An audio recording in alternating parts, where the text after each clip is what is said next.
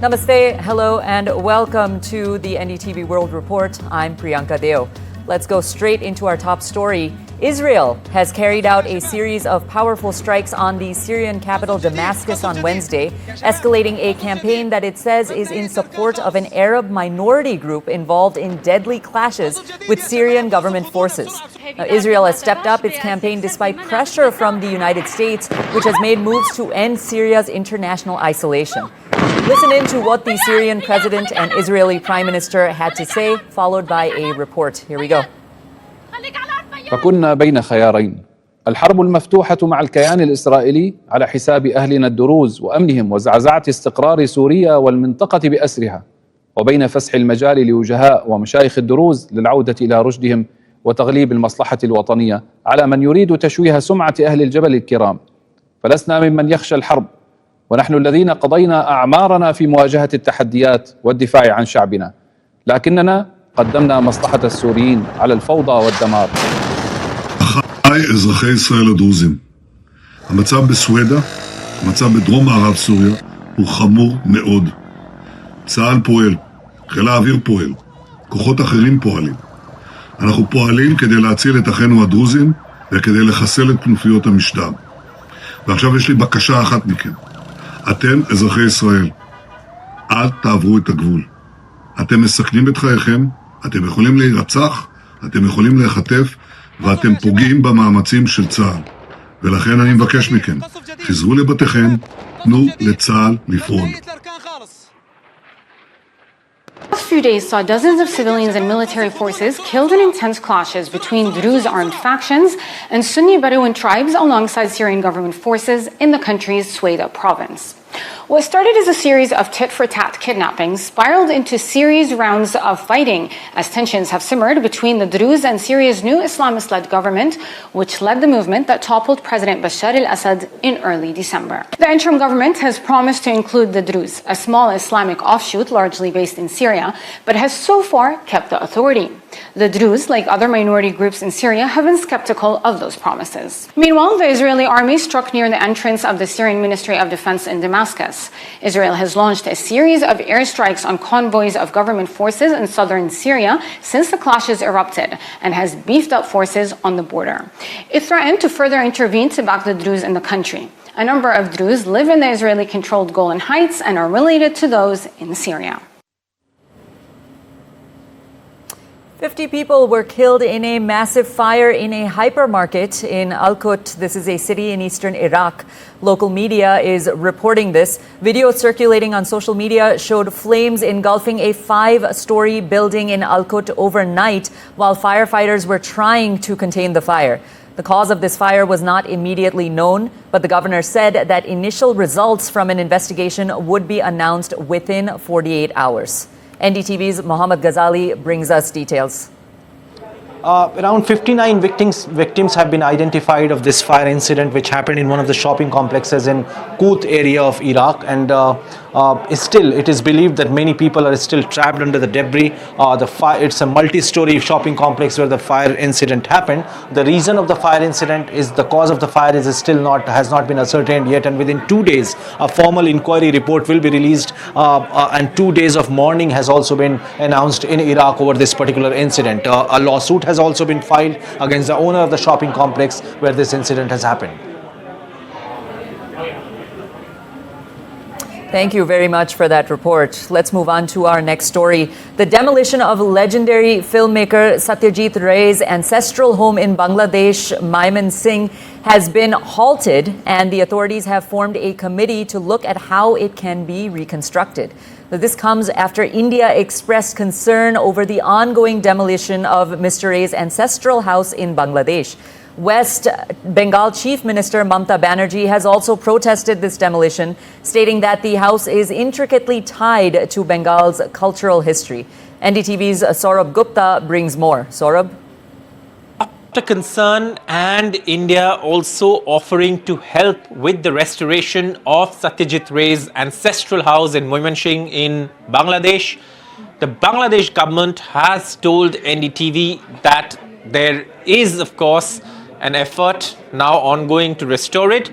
Not only that, they've halted the demolition and they say that the demolition of this structure, which is connected to cultural icon Satyajit Ray, noted filmmaker, all of that, and also his ancestors, including Upendra Kishore Roy Chaudhary, who of course are associated with that house in Moimanshing in Bangladesh. Now, in an exclusive interview with NDTV, the Bangladesh High Commission official said that this was an administrative oversight, this was not a targeted demolition, and that while they can restore it, India, they say, has offered to help, and they would certainly look at it because India has also restored many old buildings. But this is something that was also being seen from the perspective and lens of cultural revisionism in Bangladesh, because it came after Sheikh Mujibur Rahman's home was burnt down. Then of course there was Rabindranath Tagore's home in Shirajganj, which was vandalized, and then you had this particular house also being demolished. Thank you, Saurabh, for that. Violence erupted on Wednesday at a rally of Bangladesh's youth-led National Citizen Party in the southern town of Gopalganj, with 4 people killed and over 50 people injured. That's according to local media. Awami League chief and former Bangladesh Prime Minister Sheikh Hasina has strongly condemned the horrific attack and barbaric killings in Gopalganj today, blaming the Yunus-led government for this violence. Deadly student-led protest forced longtime Prime Minister Sheikh Hasina to flee to India in August of last year. And since then, there have been delays over promised reforms, over growing protests, and political division. U.S. President Donald Trump has hinted at reaching a new trade agreement with India soon, while a trade deal with the European Union could also possibly be finalized, but it would be too soon to say if a deal with Canada can be agreed upon as the tariff deadline looms. India and the U.S. have been holding negotiations for the trade pact primarily to keep the tariffs below 20%.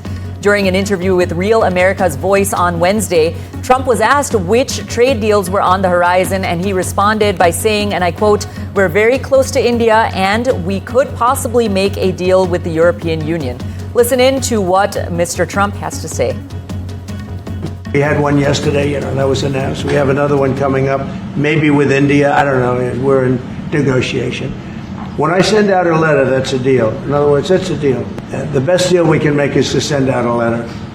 And the letter says that you'll pay 30%, 35%, 25%, 20%. We're very close to a deal with India where they open it up. Again, Donald Trump making headlines. He said that CocaCola had agreed to sweeten its signature soft drink with cane sugar in the United States in what could represent a major shift from its decades-long use of high fructose corn syrup. In a social media post on Wednesday, the U.S. president said that he had been speaking to Coca-Cola about using cane sugar in their drink, calling the switch just better. Coca-Cola hasn't confirmed a full recipe change just yet, but promises more details soon. The announcement is stirring backlash from corn growers who warn that this move could cost jobs and hurt U.S. farmers. The U.S. Embassy in India has issued a visa warning stating that committing assault, theft, or burglary in the United States could lead to a visa being revoked. This advisory comes after an Indian woman was caught stealing items worth 1.1 lakh rupees at a Target store in Illinois.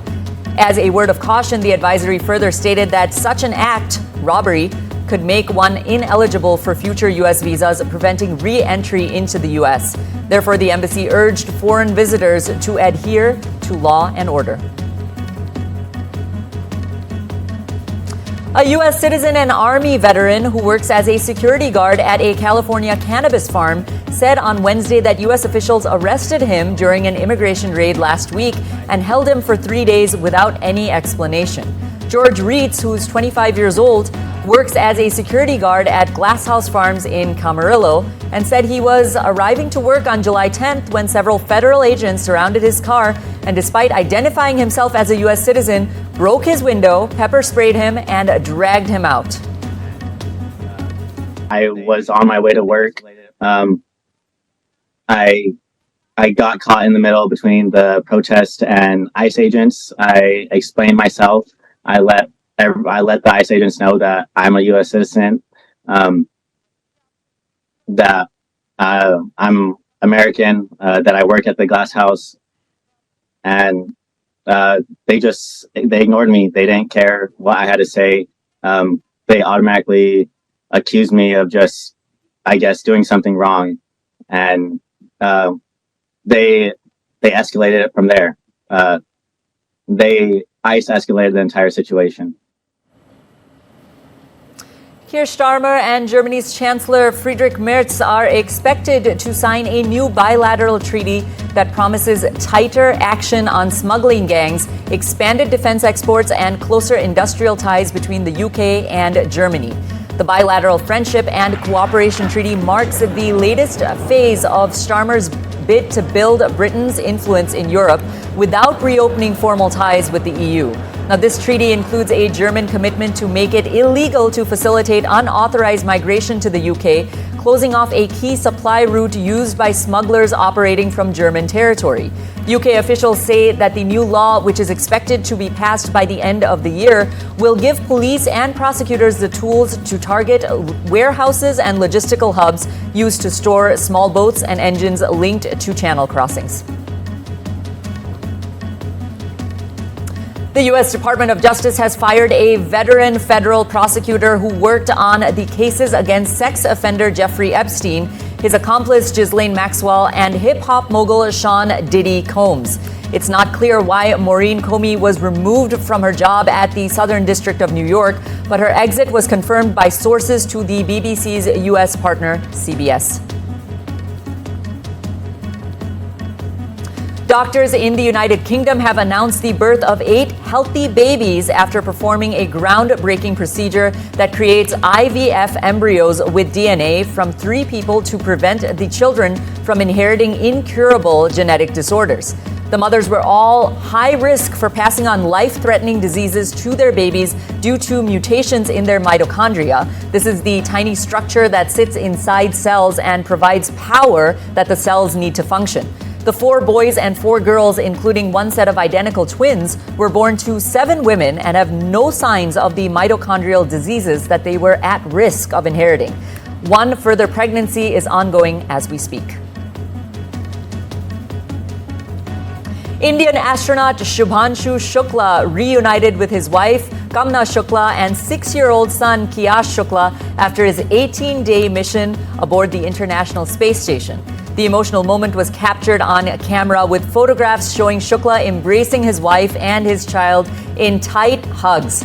His wife and son, Kamna and Kiyash, are in Houston, Texas, and it was the first time that Shukla saw his family in 2 months. He wrote in an Instagram post, and I quote, "It was challenging. Coming back to Earth and holding my family back in my arms felt like home." He added that human spaceflight missions are magical, but they are made magical by the humans. Astronomers have discovered the earliest seeds of rocky planets forming in the gas around a baby sun-like star. This provides a precious peek into the dawn of our own solar system. It's an unprecedented snapshot of time zero. This is according to scientists' report when new worlds begin to gel. And now we're going on to a break. Stay tuned.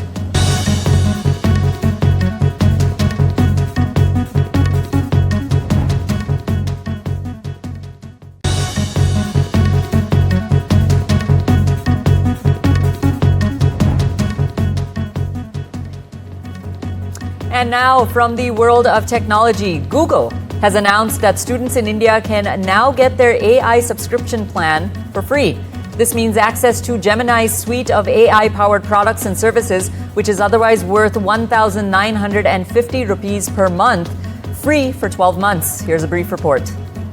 The headline here is that Google is offering all the might and benefits of their Gemini AI Pro plan to students for absolutely free for 1 year. Now here in India as well. We've compiled the 5 major benefits that you get if you're a student and you avail the offer that was otherwise worth 19,500 rupees for the entire year. Number 1, you get a study partner who can bounce ideas around with. In unlimited capacity, this buddy will help prepare study schedules, help with homework, help bounce ideas, help prep for exams, help prep for internship interviews, help ideate so sessions aren't boring so much. Number 2, you get features like deep research for free included in the plan. Since the Pro version is powered by Gemini 2.5 Pro, Google's most powerful and most advanced model, you get deeper insights and better contextual understanding and outputs and answers. You go above and beyond if you need to. You also get higher usage access to Notebook LM, which actually is a dedicated research and thinking partner. Number 3, access to VO3 tools, which means the ability to generate very realistic videos and other media for your creative projects. Number 4, access to Gemini in Docs and Gmail. I mean, everyone on earth has a Gmail ID, but with this plan, Gemini will integrate into Google Workspace apps as well. Number 5, I saved this one for last because sheepishly admitting, this is why I got my Google One subscription. You get 2 terabytes of cloud storage, readily available anywhere, readily shareable, everywhere. The fight for supremacy in the AI space is absolutely real. We just don't see it happening that much. But with Google making the entry free for students, do you also feel like they've actually gotten a leeway with users of advanced AI tools of tomorrow? At NDTV, we do a huge bucket load of stories around AI, by the way, and it's tailored to everyone. It's tailored to you as well. So stay hooked to us for developments on this one as well. Samsung boss Lee Jae-young has been cleared by South Korea's top court of fraud charges, concluding a years-long legal battle, over his role in a 2015 merger deal. Now, Lee is the grandson of Samsung's founder and the de facto head of the company since 2014. He'd been accused of using stock and accounting fraud to try to gain control of the firm. In its final verdict, the Supreme Court in Seoul upheld a not guilty verdict after Lee was acquitted of all charges in 2 earlier trials. A new portrait of Britain's King Charles III has been produced by the world's first ultra-realistic humanoid robot artist, Ada. Algorithm King was created using Ada's advanced AI algorithms, a robotic arm using oil on canvas, and the cameras in her eyes. The portrait was unveiled at the UK mission to the WTO and the United Nations in Geneva as part of the 2025 AI for Good Summit hosted by the UN.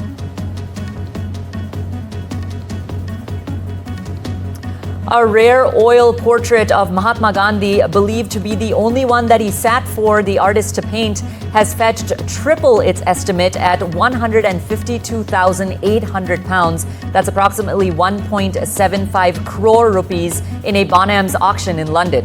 The painting, which had never before been offered at auction, had been on offer for an online auction with a guide price range between 50 and 70,000 pounds and was the top lot of the travel and exploration sale.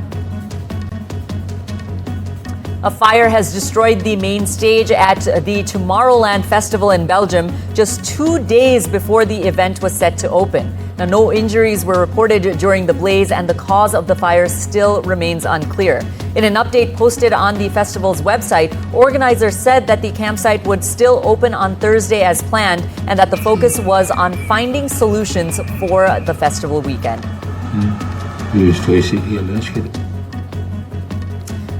July 17th is celebrated as World Emoji Day. Now, just like you and me, the world is obsessed with emojis. There's an emoji to literally convey everything, every emotion and every action. My colleague Arun and Mayank decode emojis for us. Have a look.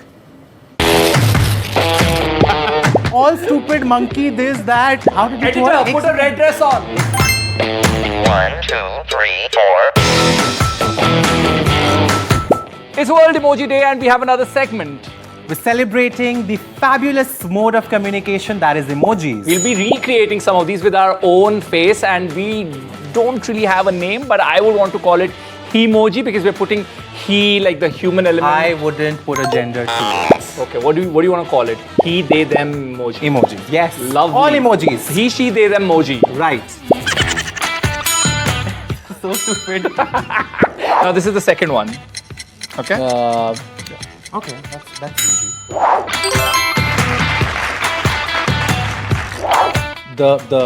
I think for this emoji, I think you will be the closest. How dare you? It's the monkey emoji. I think he should get a good score for this. I will take it. You have to recreate it. This is your face 24/7 anyway. No, it's not. How would I even? How would things come out? Yeah, I mean Special effects.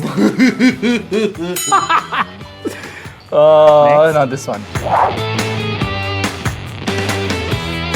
I mean, these are so you. I think I should give you something. All stupid monkey, this, that. You did the monkey one really good, I must tell you. I don't even want to defend it. Okay, this one. Okay, last. Okay.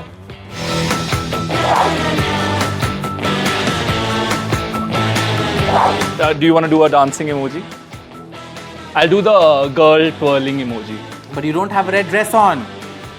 Editor, put a red dress on. Thank you very much. बहुत अच्छा लगा आपसे मिलके. Thank you very much. Thank you. The emoji that I have for you is This. yeah. Collab for collab. Hashtag. Hashtag collab for collab. Okay, done. Have fun with those emojis. Let's go to a commercial break. Stay tuned.